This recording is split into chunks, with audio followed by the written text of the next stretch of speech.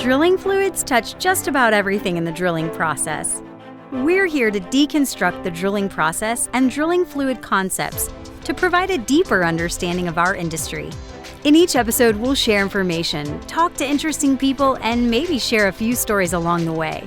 Welcome to the Flowline, a production of AES Drilling Fluids, brought to you by Matt Offenbacher and Justin Gauthier.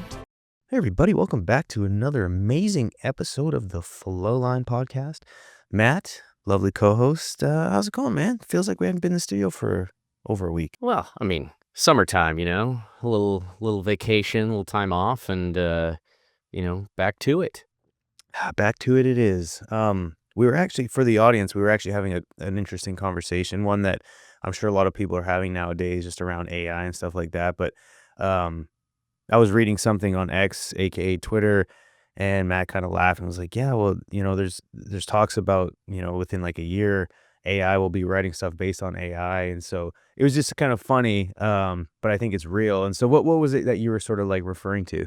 Well, in essence, that because AI is using all this existing content to make content, and then that now they're all scraping each other's sources, that it's AI writing stuff based off of what other AI put together, and ultimately you'll run out of anything original on the internet to find. And sort of just ultimately it leads to the saturation of like very stale information and content. Yeah. Or even seeing, again, like even artists like music. There was something I'd seen, I don't know if it was a news article or whatever, but there's an AI generated band that created an album that's on Spotify and apparently is like blowing up on the charts. And, there's those like purists that are like, I'm not going on Spotify. Like I've canceled my subscription. But yeah, it's just like making its way into every sort of facet of our lives.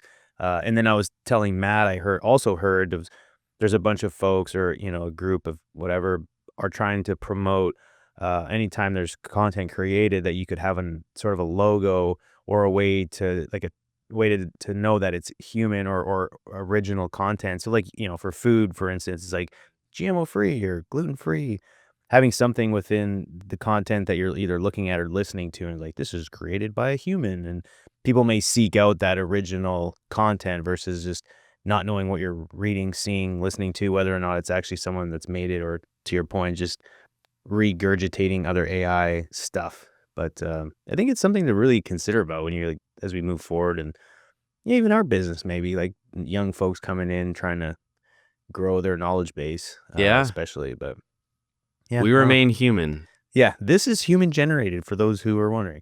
I'm pretty sure there's like several podcasts that are just purely AI generated. I mean, you can make that like Notebook LM. It's kind of interesting because, right, if you're looking for a shortcut or whatever, you can put like a bunch of podcasts in Notebook LM and be like, give me a 30-minute podcast using their voices and consolidate all this, which I think is interesting, but it's sort of like, it undermines the learning process, right? Like, Yeah. Obviously, if I'm looking for information I kind of know about, I think it's super helpful, but I also find that there's sort of the accidental, the happy accidents. You're listening to a conversation or something comes up that is purely organic, unscripted, and ultimately helps you learn something. And I think that's harder to imitate. I mean, I'm sure they'll try, but yeah. So no kidding. Speaking of just the human touch, something I'm excited about today. We have a group of folks coming in, customers coming to tour the lab. yes, And don't worry, folks, we're going to get into what we're talking about today. But when I haven't seen Matt, I just have lots of fun, exciting things to talk about. Anyway, so pumped about that. And I guess for the listeners, me personally, I just really love when people come visit the lab. It gives that sort of, again, someone to be able to see it, maybe even put their hands on some things, but just sort of that interaction and us being able to walk them through our lab. And so I'm curious, Matt, because you've done the lab tours several times, whether it's mud schools, customers, maybe vendors, what does that typically look like? Like, walk us through a typical day in the lab, walk-through tour. I think a big part is if you want to make anything interesting, you kind of have to tell a story, right? And so I like to start with sort of the strategy of what we do, breaking it up into troubleshooting versus R&D versus kind of some of the other sort of broader technical support. And so having good stories of examples of where we've executed on those things and how the tools that you're looking at contribute to that. Mm. Um, I think I mean I think people find that pretty interesting. Like the challenge with a lab is most of the work is just mixing stuff and measuring it, but that's not what people want. Like, our analytical stuff is all at the front, and that's the really expensive, fancy equipment. It does really cool things, Yeah. but normally, like, it all starts with mixing up and measuring a barrel of mud, a lab equivalent, or getting some baseline measurements Yeah. and doing that over and over again, and then you go to the fancy stuff. But it is also, I think, really cool. I mean, I think I just get energized telling the story because of, we have these great people who've come up with, novel methods to measure things. Like they can prove that this is how I can tell you exactly how much of this material is in this.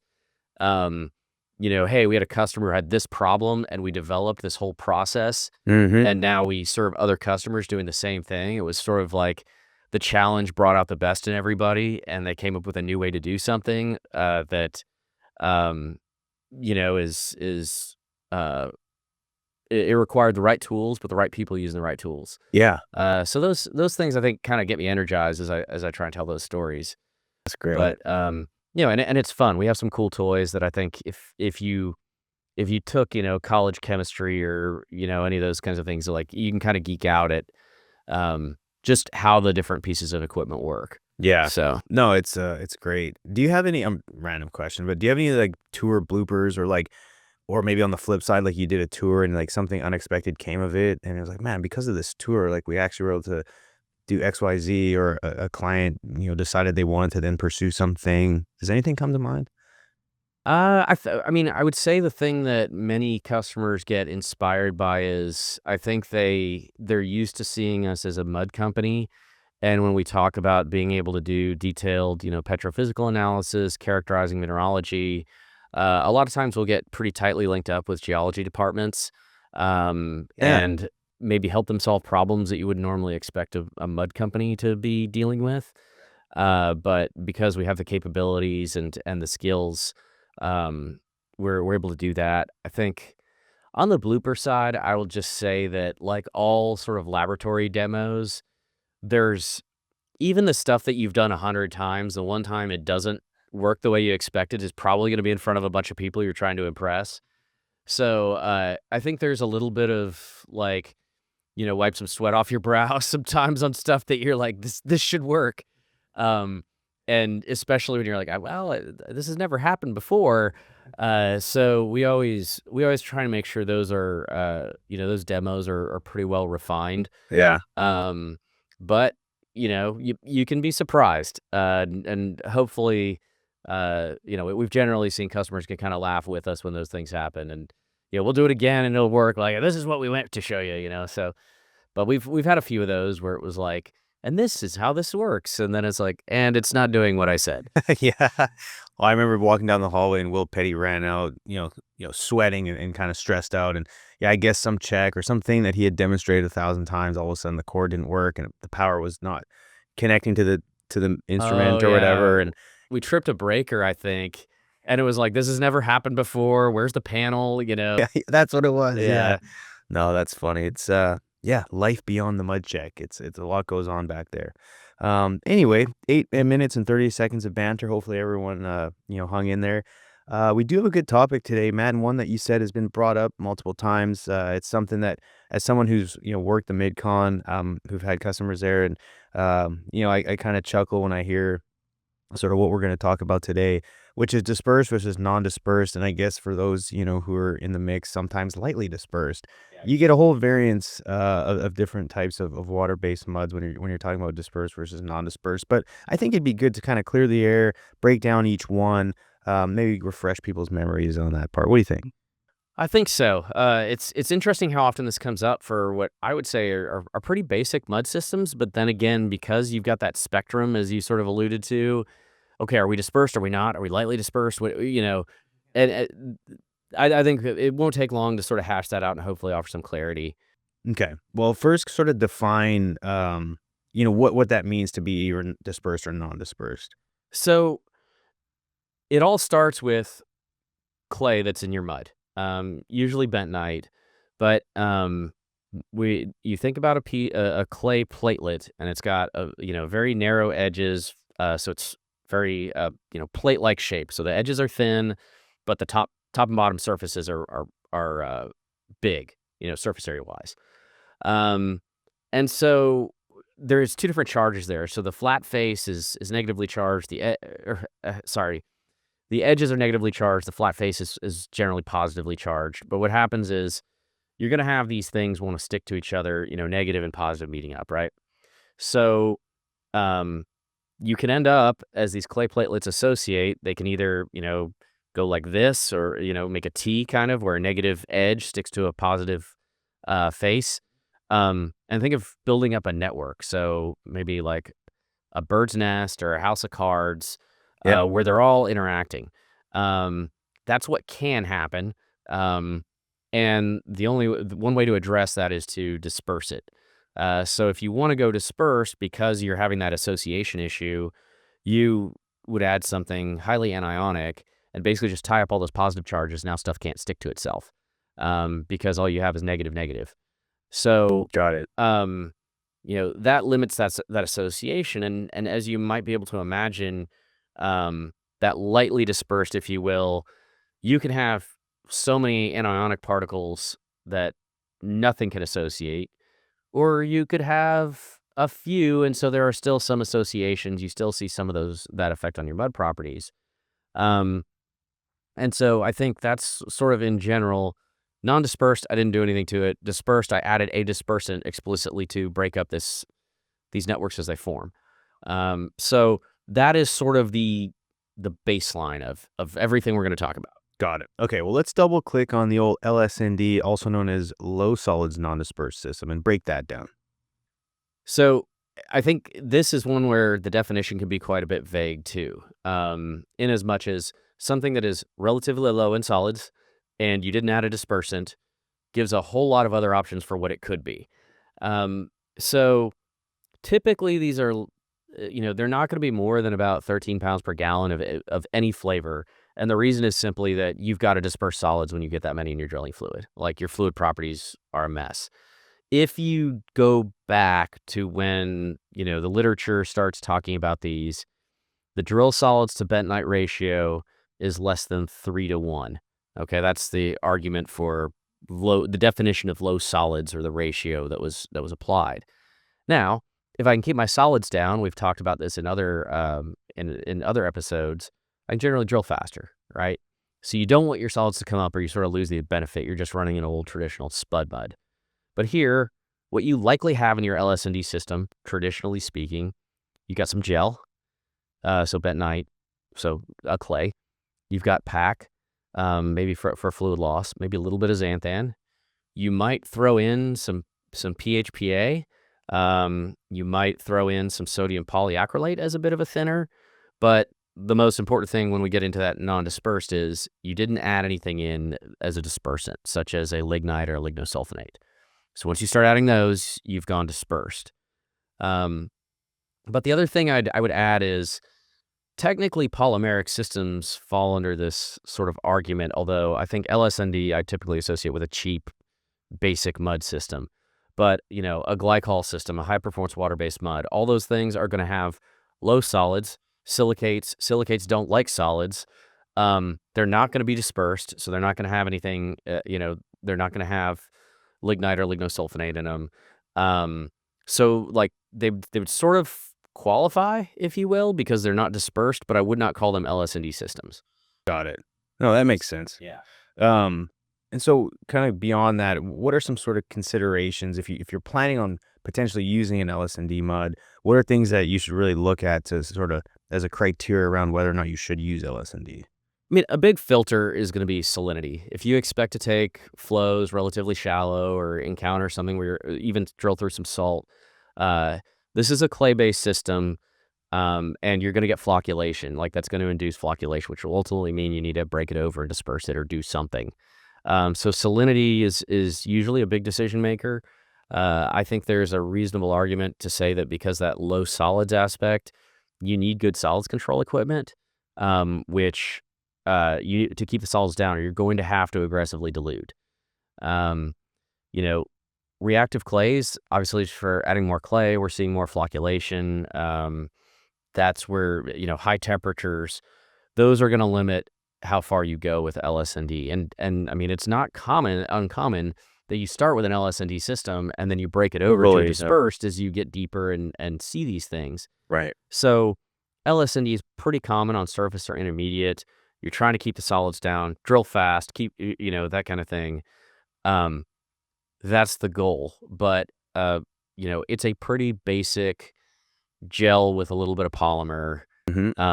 And don't let your drill solids get too high and kind of aggravate things. Yeah, in areas where I've used it, like you said, it's been like that 9 to 9.2. We actually had some, and it was maybe area specific, but we would often take saltwater flow, and in the way we were running it is we were making sure there was like no clay in there, so it actually was a little bit more tolerant on the salt side. But to your point, like, because you kind of mentioned like limited salinity tolerance, it depends on how much clay you put in there, because you can, like we alluded to earlier, is like you can run these things kind of like in different ways. Yes. And so like, ours was almost like an all polymer LSND. Yeah, more like a polymeric, base, yeah. Right. And we were purposely not adding a single sack of gel. But then once we started having to weight up, then we would slowly start flipping it over or turning it over, mudding up, and going to more of that dispersed gel type mud. But anyway, no, it serves a purpose, certainly. And it is shear thinning. It would be more shear thinning than it would a gel kind of chem mud, would it?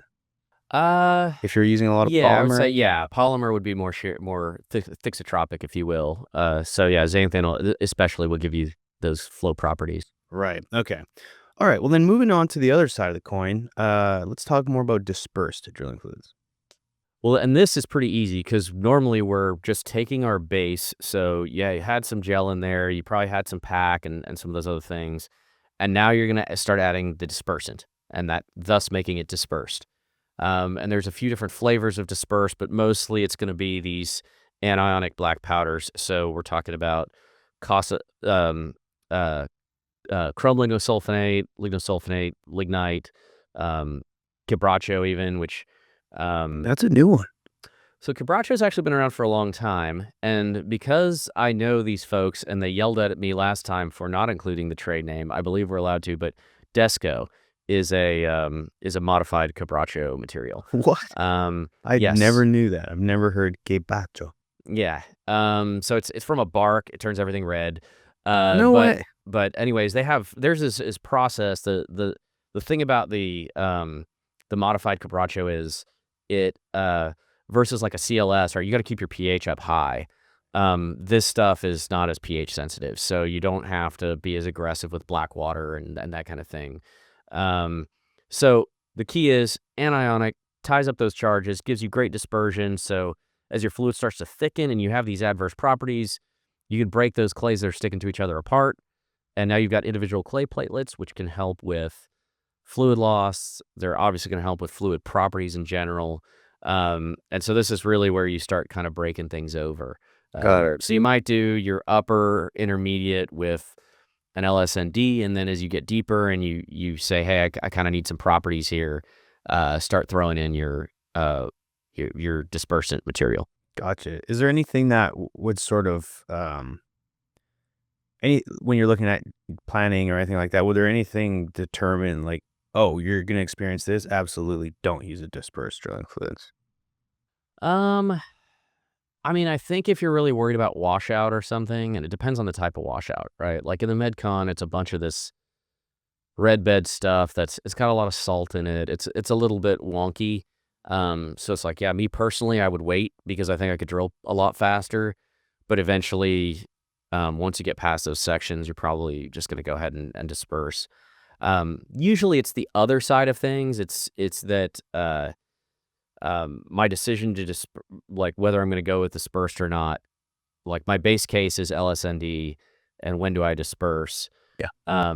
Because dispersed mud systems, like you said, there's a lot of flavors of these things, but these things can be broken over to give you great heat tolerance. They heavier mud weights. They can do a lot of things. So in all likelihood, the deeper you get in a lot of formations that you're drilling with water-based mud, you're probably going dispersed unless you're going to some specialized polymeric system.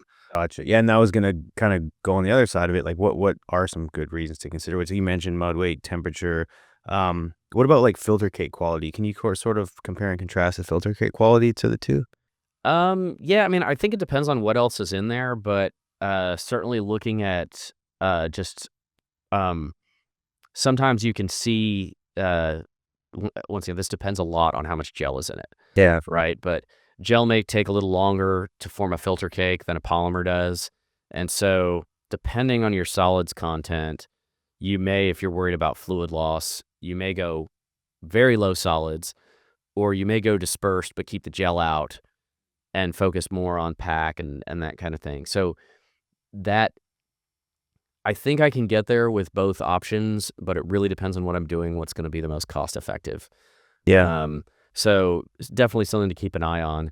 With an LSND system, you don't have to have the pH up, which in some formations is pretty good to get through some of the gumbo-y stuff. But you have to have a higher pH for a lignosulfonate system. Right. So at that point, hopefully you're through a lot of the real reactive stuff. Right. Got it. Well, good. I think that gives a pretty solid breakdown, Matt. I can't think of any other questions. Any sort of closing last thoughts around the two? I mean, I guess the short of it is these are probably more similar systems than people let on as we try and draw distinctions.